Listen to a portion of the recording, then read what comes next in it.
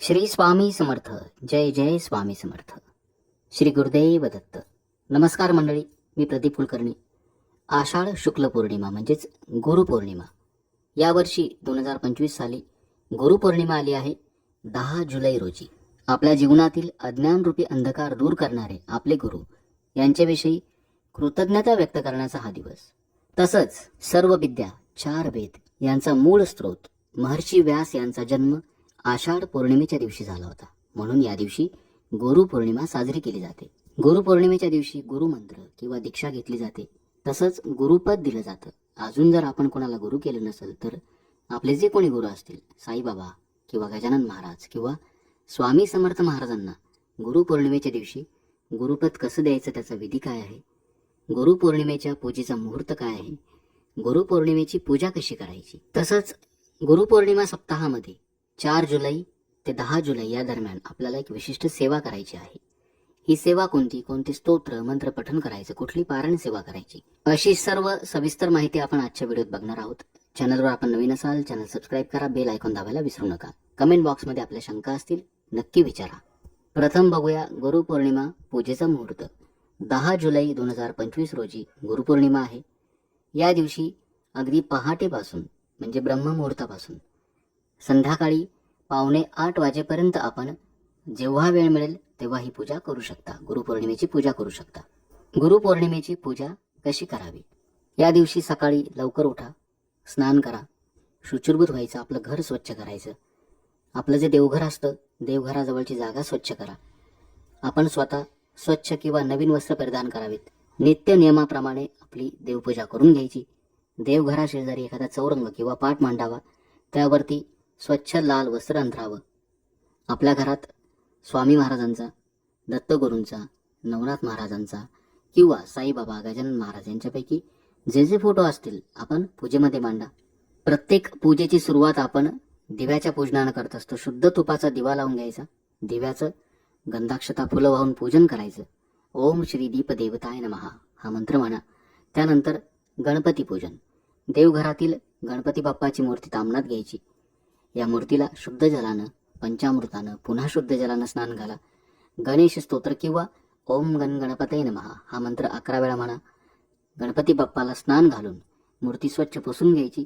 चौरंगावरती थोडेसे तांदूळ ठेवून गणपती बाप्पाची स्थापना करायची. त्यांना गंधाक्षता फुलं व्हायची. देवघरात स्वामी समर्थ महाराजांची मूर्ती जर असेल, ही मूर्ती तामणामध्ये घ्या. शुद्ध जलानं, पंचामृतानं, पुन्हा शुद्ध जलानं स्नान घालायचं. त्यानंतर पुरुष सूक्त 1 वेळा पठण करायचं आणि स्वामी महाराजांना अभिषेक करायचा. जर दत्तगुरूंची मूर्ती असेल तर अगदी याच पद्धतीनं पुरुष सूक्ताचं 1 वेळा पठण करून दत्तगुरूंना देखील अभिषेक करायचा. स्वामी महाराजांची किंवा दत्त महाराजांची मूर्ती चौरंगावरती थोडेसे तांदूळ आसन म्हणून ठेवायचे, त्या ठिकाणी स्थापित करायची. महाराजांना गंध लावावं, अक्षता फुलं व्हावीत, तुळशीपत्र अर्पण करायचं आणि भस्म लावावं. महाराजांना तसं दत्तगुरूंना भस्म अतिशय प्रिय आहे, त्यामुळं भस्म लावायचं. जे जे फोटो आपण पूजेत मांडले असतील या सर्व फोटोंना देखील गंधाक्षता फुलं व्हायची. मध्यान्नाच्या वेळी कुठल्याही गोड पदार्थाचा नैवेद्य म्हणजेच पुरणपोळी असेल किंवा शिरा असेल, कुठलाही गोड पदार्थ सोबत स्वामी महाराजांचा आवडता कडबोळ्याची आमटी जर आपल्याला जमली अवश्य करा, किंवा बेसन लाडू आपण करू शकता. अगदी मनोभावे आपण हा स्वयंपाक करावा, याचा नैवेद्य महाराजांना दाखवायचा. त्यानंतर आरती करायची. गणपती बाप्पाची आरती, देवीची आरती, स्वामी महाराजांची, दत्त महाराजांची आरती करायची आणि प्रसादाचा वाटप करायचा. आता आपल्यापैकी अजूनपर्यंत ज्यांनी स्वामींना आपलं गुरुपद दिलं नसेल, आपले जे गुरु असतील, इष्टगुरु असतील, स्वामी महाराज असतील, गजानन महाराज असतील किंवा साईबाबा असतील, यांना आपलं गुरुपद कसं द्यायचं ते आपण आता बघणार आहोत. महाराजांच्या फोटोसमोर आपल्या देवघरासमोर बसायचं.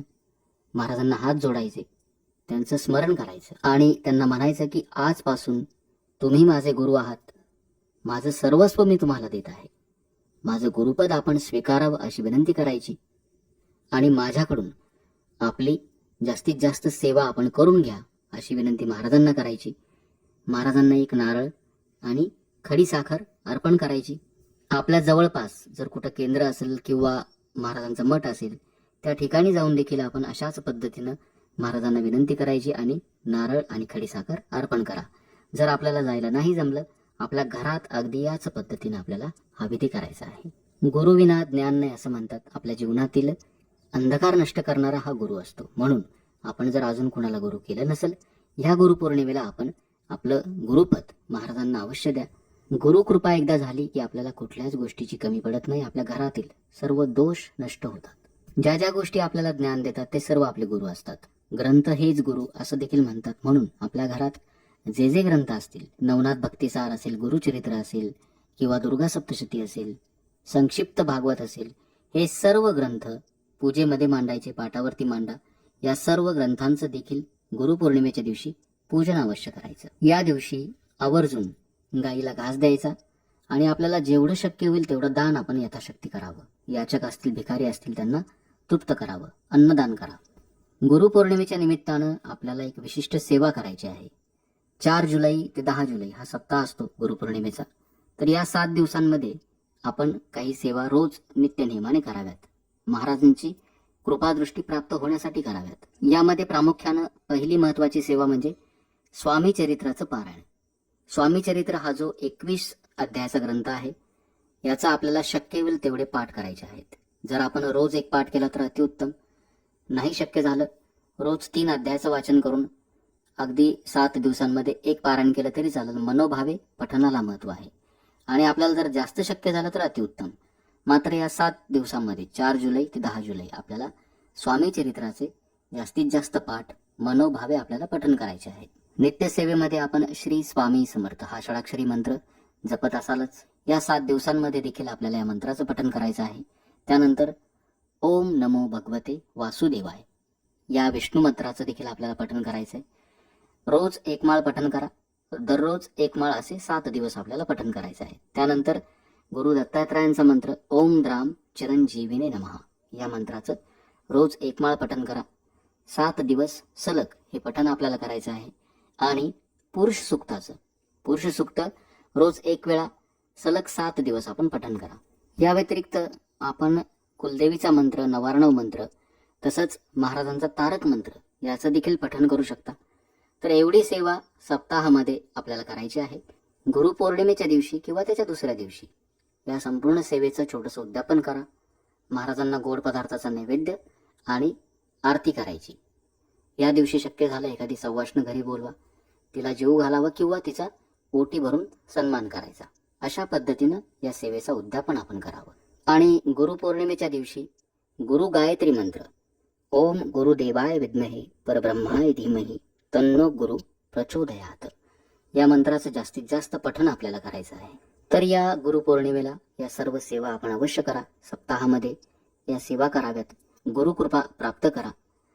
साईबाबा असतील, गजानन महाराज असतील किंवा आपले कुठलेही गुरु असतील, या गुरूंना या गुरुपौर्णिमेला आपण सांगितल्याप्रमाणे हा जो विधी मी सांगितला त्या पद्धतीनं गुरुपद अवश्य द्या. गुरुपद दिल्यानंतर आपल्याला आपल्या जीवनामध्ये बदल झालेला नक्की जाणवेल.